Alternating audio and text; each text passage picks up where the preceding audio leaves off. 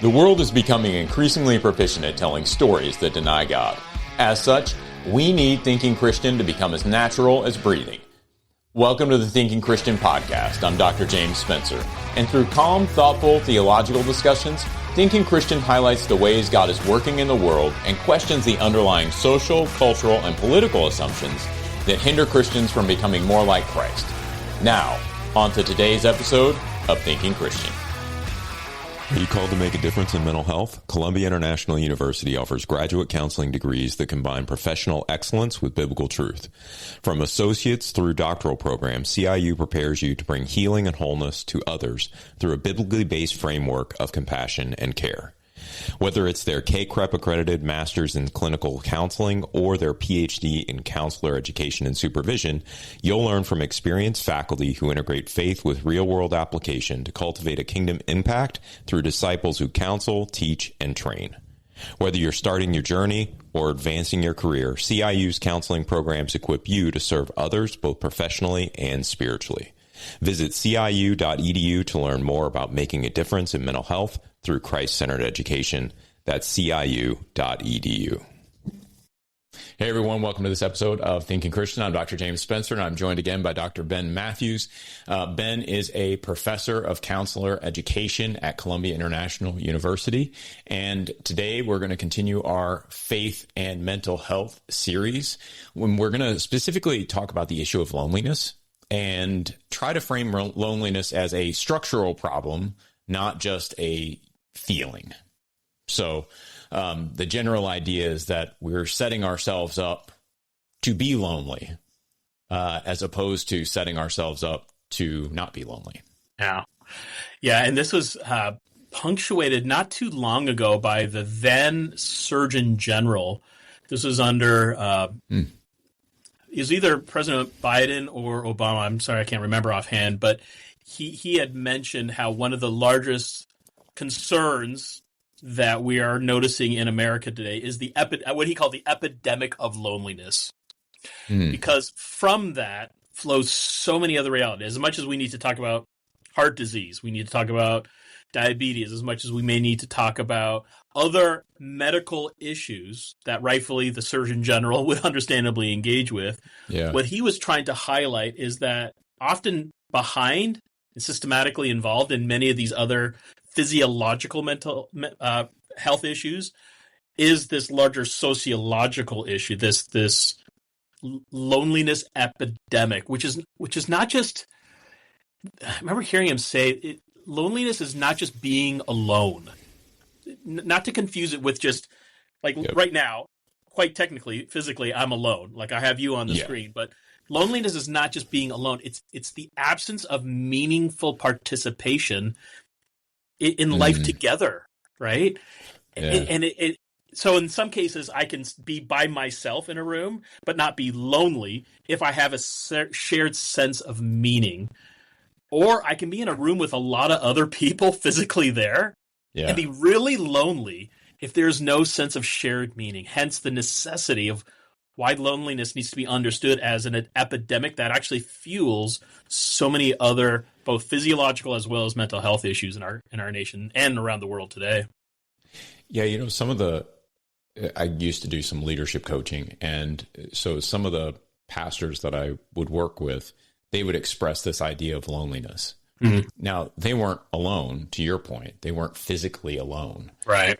What they were expressing was the lack of anyone to, again, to use your word, meaningfully participate with. Yeah.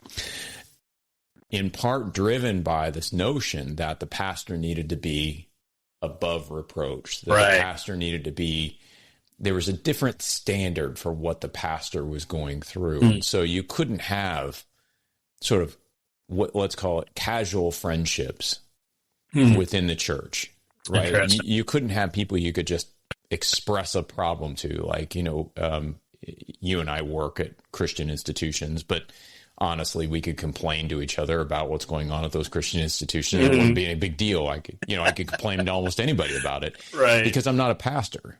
But when a pastor is complaining about the church, there's a very real sense in which wow, you're actually talking about me as your congregant. Like, I'm part of your problem. Like, what do you know?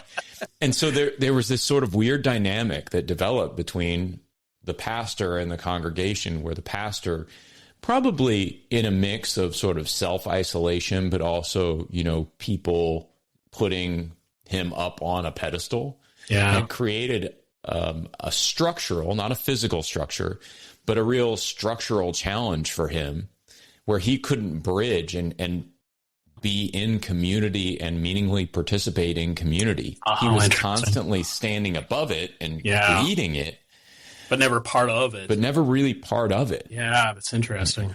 He was constantly solving problems. He was constantly being there for people, but he didn't have an outlet for him to be taken care of, for him to be nurtured. Yeah. And it's that fracture of relational existence, right? Yes.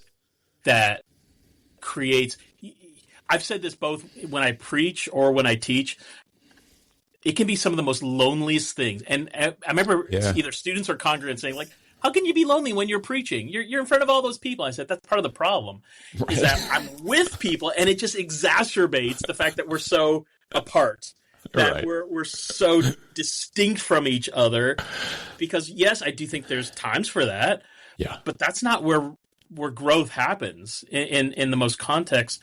And I wonder to what degree, and you would know this better. Like, to me, the ontology of the Trinity really plays into a lot of this. The relational reality of the Godhead, that God is fully, wonderfully, beautifully, sufficiently enjoying community within himself. And from that flows, I think, the desires of who we are as humans. The one thing that's not good before the fall is that man is alone. Right. I gotta imagine this then kind of plays itself out into this fracturing, this loneliness that we feel when we're not imaging the triune God in the ways that he experiences. And that's the hope, that's the reality of the fall, but the hope of what redemption brings is this recentering with the other in a way that again gets back to this greater truth of who God is in himself. Yeah, I mean, it's interesting when you look back at those early chapters of Genesis, what you see is interdependence. Yeah. And so man is intended to be dependent upon God. This is part of what it means to be made in God's image, is that you can't be made in God's image and be independent of God. Yeah. You're supposed to be reflecting him. And so it stands to reason that there has to be something to reflect. Yeah. There's a relationship there, right? And so that relationship flows where we're dependent on God and we're executing God's authority within the context of the earth.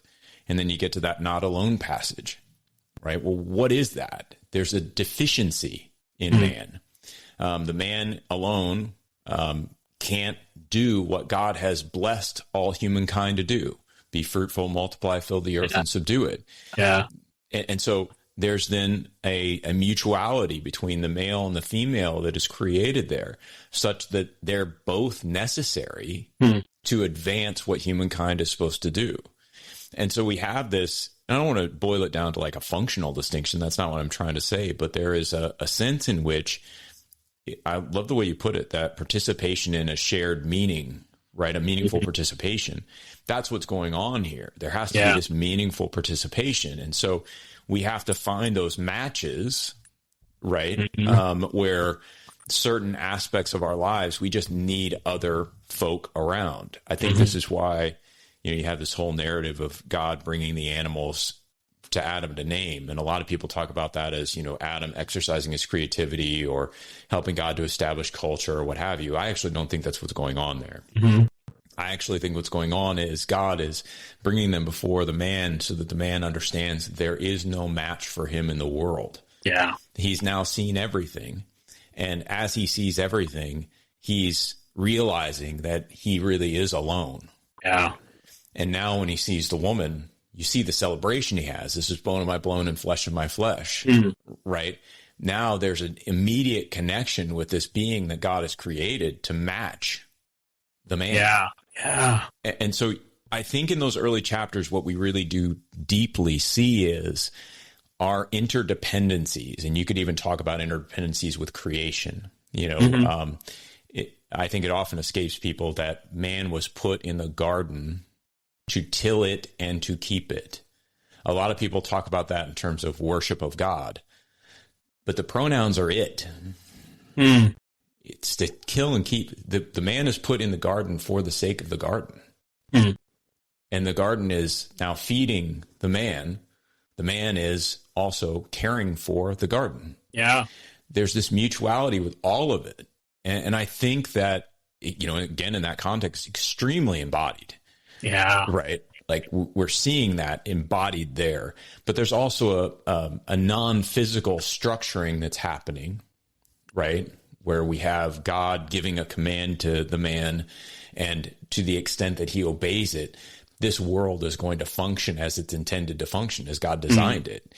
And so you have this sort of symbolic element there as well. But I do think that there's just a deep interdependence that we're supposed to be feeling with others.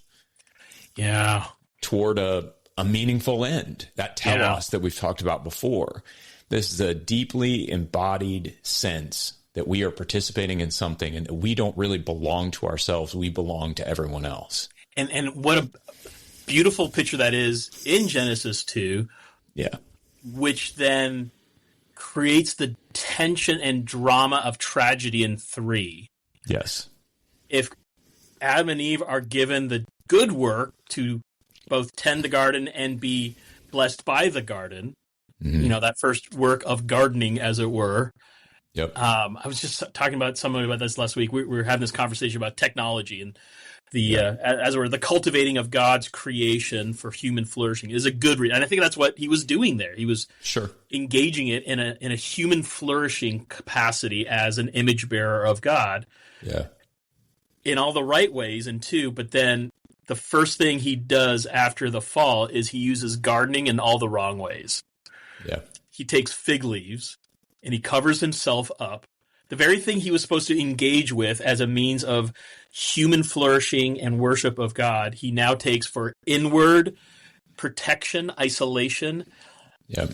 And it leads not just to individualistic response. I'm now going to use this good work for myself, but it also creates a barrier. That part of the frustration then is when God comes asking questions. What's going on here? Who told you were naked? Who told you this stuff? And the very thing that Adam celebrates in chapter 2, now woman of, bone of my bone, flesh of my flesh, he's now throwing her under the bus. Yeah. Well, it was the woman you gave me that really caused all this problem.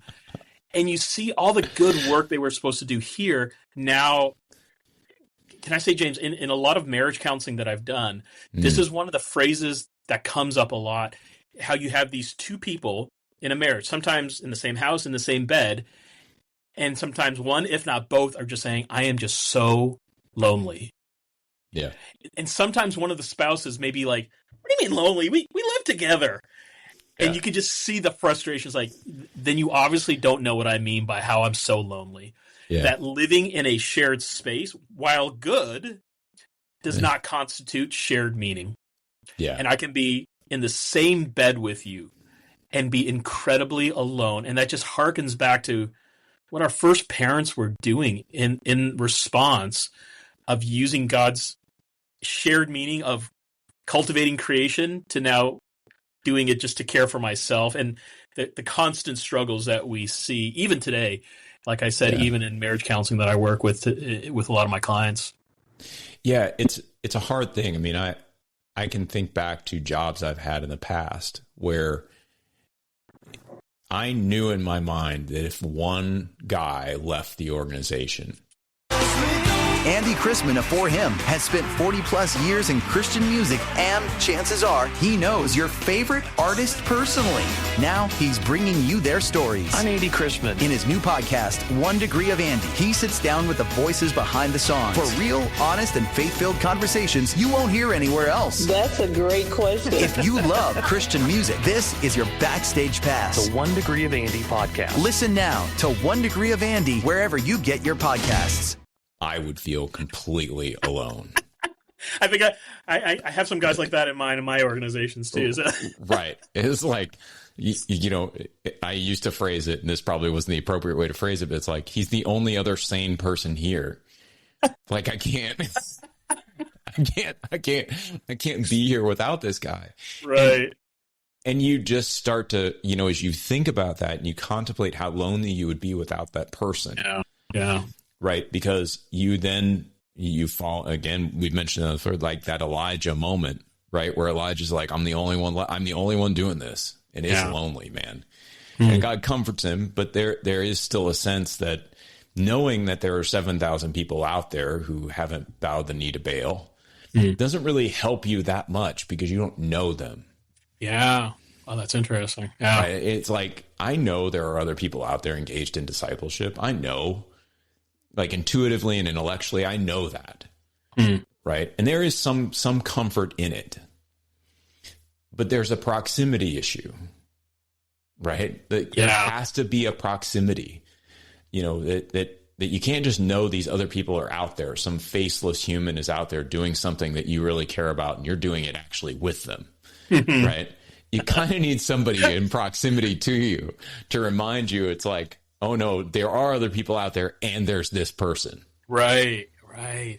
Yeah. And to the degree, I mean, we've seen this sociologically. You've referenced things like bowling alone and things like that as well as an indicator how those communities, those clubs, those social gatherings, and I think the research that has kind of framed a lot of our discussions highlighted particularly religious affiliation and the communal engagement has this corollary effect that the more we kind of pull away from those realities, because it is easier to do that, right? I mean, just 100%. Earlier this morning, I ordered something on Amazon that'll be here today.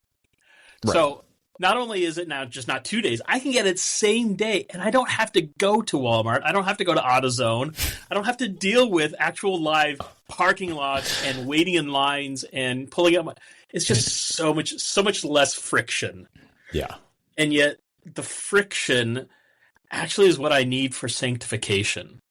Yeah. Like I don't want it, but I need it in a way that actually helps me grow up in all the ways that I need. When it becomes a frictionless society, as we know is the goal for many, right.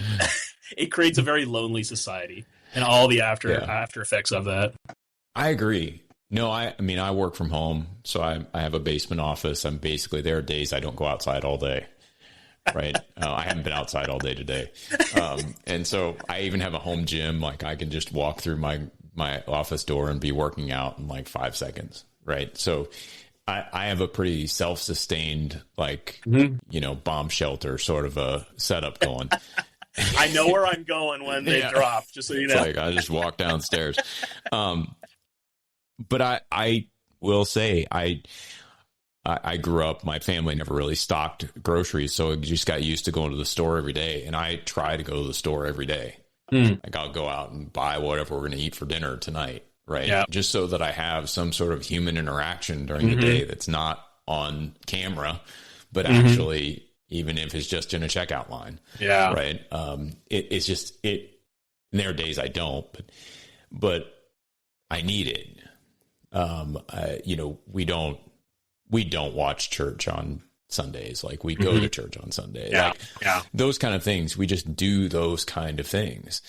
And so I think, you know, if I didn't have that, if I didn't have those touch points with actual other humans where I'm seeing them in the flesh, not in, you know, on a screen, I would probably go a little nuts, but I would also be extremely lonely. Yeah. It's not fun just to sort of sit around and do productive work by yourself, consistently only interacting with people through screens or phones or what have you. Right. Like there has to be some other connection there. And I think as we just think about that sort of not only the physical embodiment that needs to happen in order to curtail loneliness, but also that structural element that we kind of talked about with the lonely pastor, where, you know, you do get in these times where you just feel sort of, you can be in the same room, in the same group with these other people, but you know that if you really told them what you were thinking, you would be alienated in some way. Yeah. Right. Or at least you think that. Mm-hmm. I think those two pieces are really crucial for us to be thinking through when it comes to loneliness. I think some people probably have a paranoid delusion that if they shared who they really are, they're going to be shunned. And maybe that's not true. But I've been around enough to know that some of it actually is. Yeah. You know? Yeah. Yeah. And some of that research that, again, we're basing some of this discussion on highlighted again, this, you can have right belief, but when participation collapses, when loneliness increases, participation collapses, that put it as a belief alone is not enough. Yeah. Belief is a good place to be. I mean, orthodoxy is important, and we would celebrate that. But the research also highlighted that they may have all the right beliefs, but without an actual connection to others. That's intentional. That's relational. That's part of a rhythm.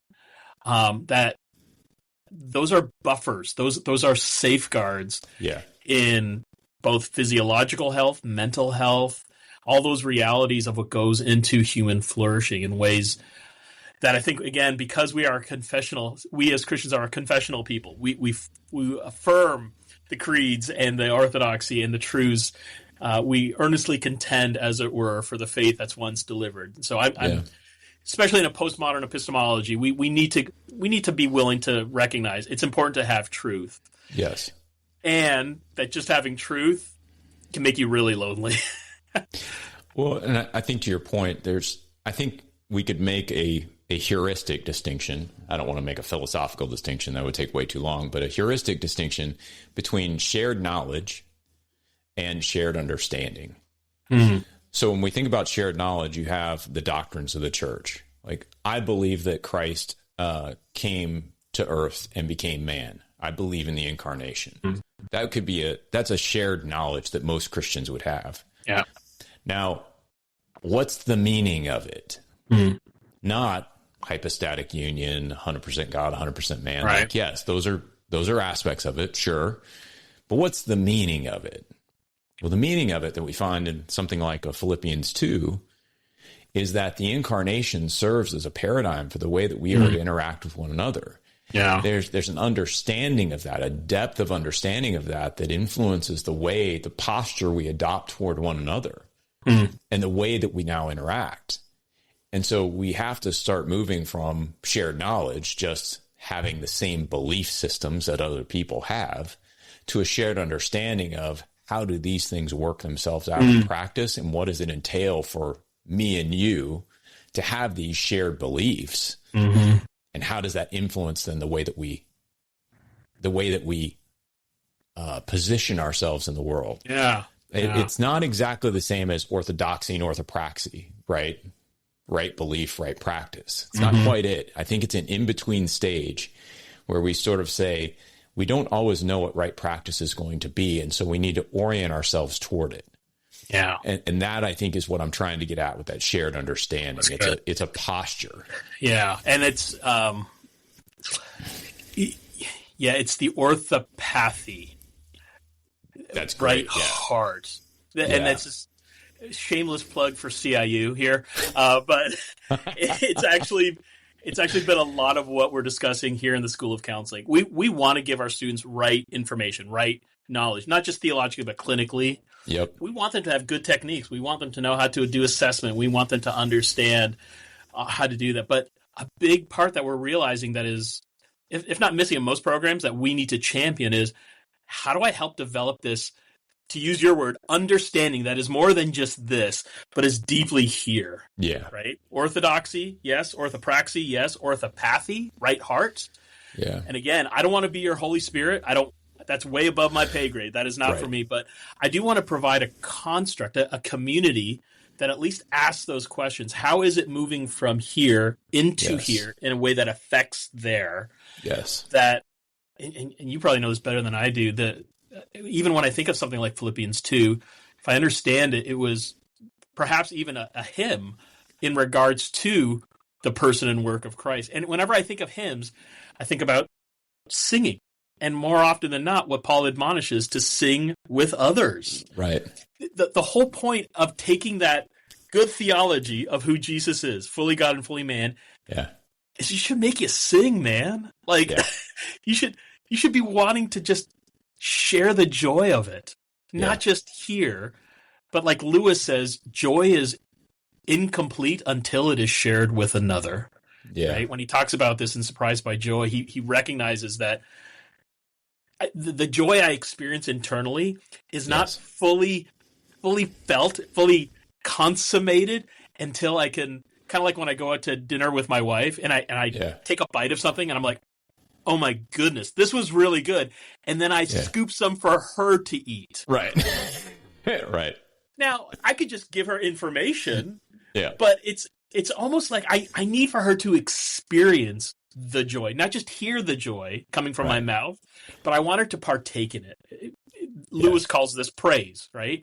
Praise is the communal activity.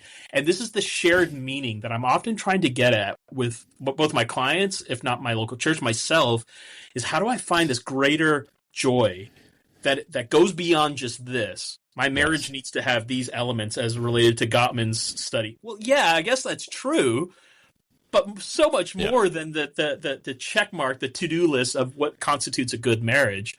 Right. What does it mean when Adam just responded out of pure joy? This now is bone of my bone and flesh of my flesh. That it wasn't just we're going to do this work together, but we're going to do this work together. Right. This sense of communal context that then can engage in the work together. We need all elements of that for today. Yeah, and I mean, if you think about the way that would actually combat loneliness. Yeah, right. This structured, shared joy. This not just shared mission. Like I'm all on board with shared mission. I think shared mission is great, right? Awesome, great.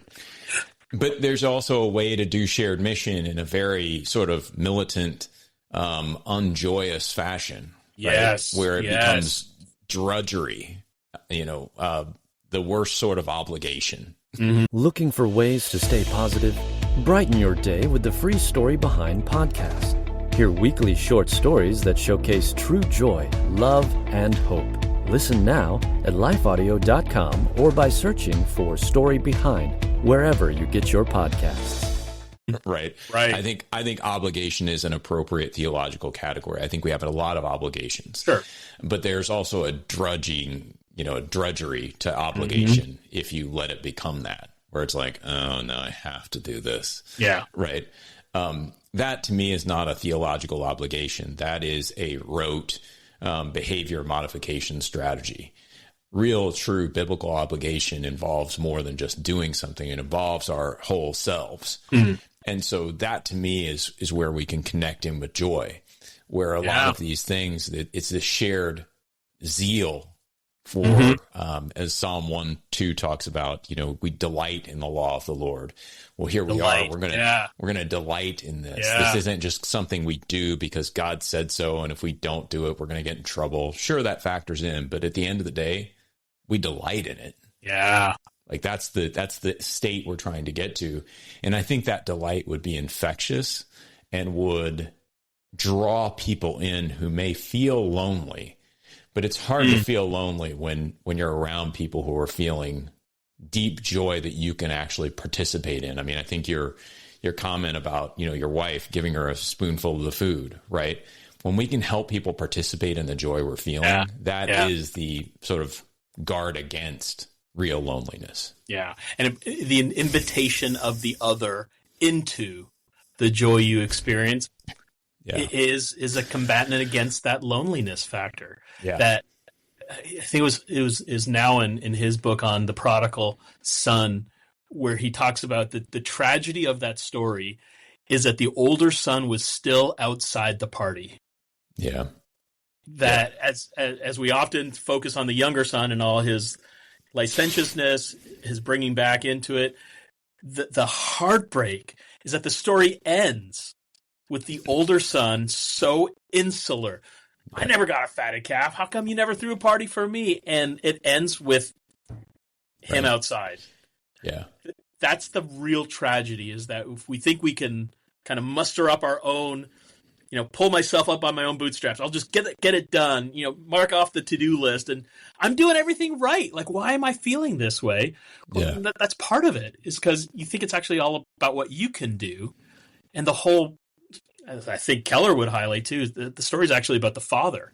Are we willing to enter into the relationship with the Father who has already done the work in a way that we can actually find joy and rest into? And I don't want to give this implication. I try to do this a lot with my clients. I don't want to give the implication that joy looks like this, that it has to be loud and explosive. I'm a kind of person, what I'm feeling. I'm terrible at poker because I can never bluff my way for anything. And so my kids often claim, we know when dad's happy, we know when dad's mad. I get that. I'm a little bombastic. I don't want to give the impression that joy only looks one way, right? But the question does need to be asked, to what degree are we experiencing it that we can't help but want, like the Father, like, come in the party. Like, you're missing out, dude. Right. It's not worth staying out here. It's not about the party. It's about being together in the party. Yeah.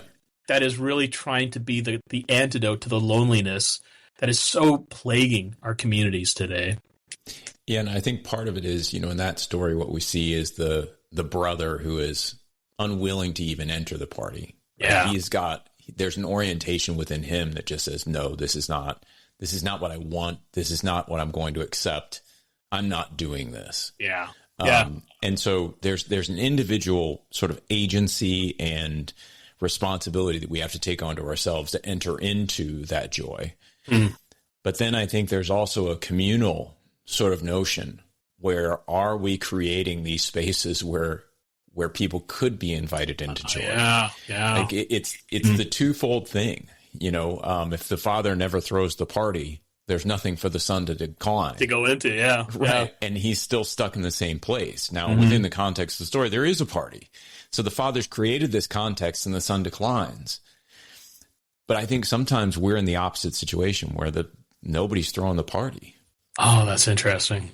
Yeah. And so it's just I think, we think about that on multiple levels, and we start to recognize why I would argue loneliness is in part a structural problem. Yeah. That we're just, the way we are arranging our lives is conducive to loneliness. This is a natural outcome of the systems and structures we've developed. That's it. Yeah. It's, just like, obesity seems to go along with fast food somehow. Loneliness, interestingly enough. Yeah, right. Loneliness seems to come along with some of the ways that we have set ourselves up. And I think there's a reorientation that needs to happen, a restructuring. And again, the church is just crucial for that. Yeah. Yeah. And that's why it's so acutely surprising for some people when they talk about the communities that they're part of. And I think they are, whether it's at work or family, maybe the local church, maybe it is a bowling league. And yet there's this growing angst of loneliness, right? Because we're falling into all the other systems, all the other structures that we've created that give a false impression of connection. That's right. When I see how many likes I have here, or when I see certain views on a certain thing, I feel connected to a certain degree. Yeah. And it feels like it's enough, but it painfully, we have this gnawing suspicion it's not. and we're feeling it as a society, and it's having all the corollaries that come with that. And that's why when I was thinking about how the Surgeon General talked about loneliness being the epidemic that is fueling, and he has, the actual studies to kind of highlight that as well. As much as we look at all these other problems physiologically, unpacking it needs to be done also within a relational context that, we can provide really healthy food and good exercise regimens and maybe even medication management to help, heart disease. Yep. But if we don't deal with these other relational constructs, we're just making really healthy people who die alone. Yeah. That's not really flourishing. No, and I'll say, kind of as we close this out, I'll close with the Deaths of Despair article that sort of inspired the direction we took this. Mm-hmm. But if you look at that, what's happened? Well, the repealing of the blue state laws and the opening up of retail on a Sunday gives people a choice. Yeah. That's a structural shift. And that structural shift allows people to now choose to step away from religious institutions that were, even unbeknownst to them, doing something good for them. And as they step away from those things, then we see this correlative sort of movement of deaths of despair. It's a structural issue. Now, does that mean that we can just go back and put the blue state laws back in place and it'll be just done? cause it right? Yeah, finished. No shot. Right? No. There's no going back. Not at this point. But I do think that it's important for us to recognize that's a structural problem that was created. Yeah. And it's then human agency that chooses to step away from some of these things, not realizing, I think, in many cases, how important it actually was to be within these religious communities. Yeah. And that, I think, is my biggest concern with technology as well, is that we have no clue what this is going to do to us. Yeah. And so we need to step carefully. I'm not an anti-technology guy at all. But at the same time, I think we have to have a pretty good grasp on what it means to be human in the first place, so that we can be aware when we're using technology, when we start to feel like, oh, wait, I'm giving up too much. Yeah. And the realities, like you said, we're just now, in terms of social science, we're just now starting to scratch an understanding of the effects of what prolonged engagement, both technologically, physical, as well as social media, is having on us as a culture. The reports on the front end are not the greatest in terms of that. And I agree with it. I don't think the answer is to take all my devices and just, start throwing them into the river. Right. But woe to us, we don't tread lightly. And more so, how do we build other systems that not just counteract it, but actually give us flourishing? That's right. To me as a Christian, it's not just enough to say what's wrong, what we need to break down. And we do. We do need to deconstruct in some ways that I think is healthy. Agreed. And how do we actually get back to some, in my opinion, ancient truths that continue to have meaning for us today in ways that actually build us in all the things that are deficient in our realities as well. To me, it's the both and realities that we're pushing towards. Yeah. No, I think that's a good place to sort of end, because I think our next episode is going to be the search for relief. Like, what are some of the things that we can constructively do in order to move past where we are now, or to bear faithful witness in this moment?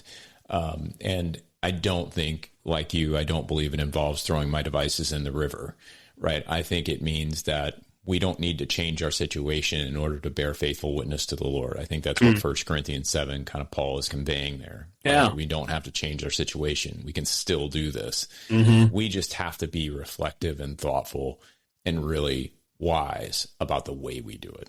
Yeah. And so, as we jump into this next episode, Ben, thanks again for being here. Thanks everybody for listening, and come back for the next episode of Thinking Christian, where we'll be talking a little bit about the search for relief. Take care, everybody. Just want to take a second to thank the team at Life Audio for their partnership with us on the Thinking Christian podcast. If you go to lifeaudio.com, you'll find dozens of other faith-centered podcasts in their network. They've got shows about prayer, Bible study, parenting, and more.